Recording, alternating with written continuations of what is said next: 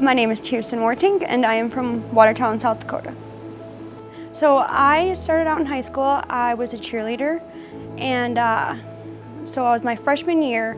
I actually got charged with truancy, and I had to leave Watertown High School, which meant I left cheerleading, and I went to GPL. It's a private Christian school here in Watertown. I was skipping school to use drugs. My friends were doing it, and so I wanted to do it, and then it just became the cool thing to do. My freshman year was the worst year for high school, with doing drugs and drinking. I had so many underages my first and second year of high school that the judge sent me to treatment twice. I liked escaping reality, and a lot of it was hiding emotions and then to just fit in and be cool. So my mom she would be upset with me, talk to me about it, but a lot of the time she was more enabling the situation. She would not tell my dad about something that I did because she knew that he would ground me and she just didn't want to deal with it. So when I had turned 18 and finished high school, I had a good path going.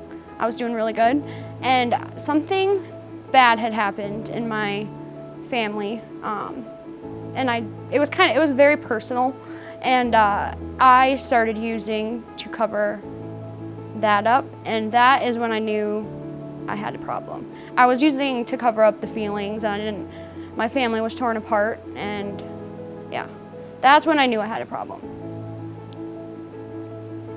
I believe it was 2019 where I had felt that I had hit rock bottom, and that is when I knew I needed to change something, or I was gonna either die, kill somebody else, or end up in prison.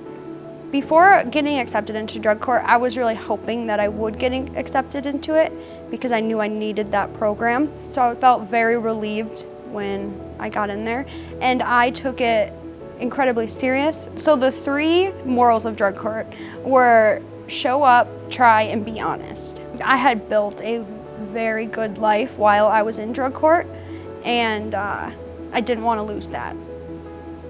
And that's still to this day what keeps me in my recovery. My boyfriend and my dog keep me going on hard days. My life is it's nothing crazy. I go to work and I come home and I walk my dog, and then I go to the gym, and then I make dinner, and I go to bed, and I do it again and again and again every day. Building a life that I am scared to lose.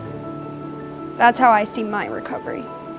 If I were to talk to someone that was in my situation, I would tell them that they need to change their friends and cut ties with toxic family members or family members with substance abuse, and they just need to do it. They need to seek out help and just do it. When I hear the word restart, I hear essentially a fresh start, like a reset button.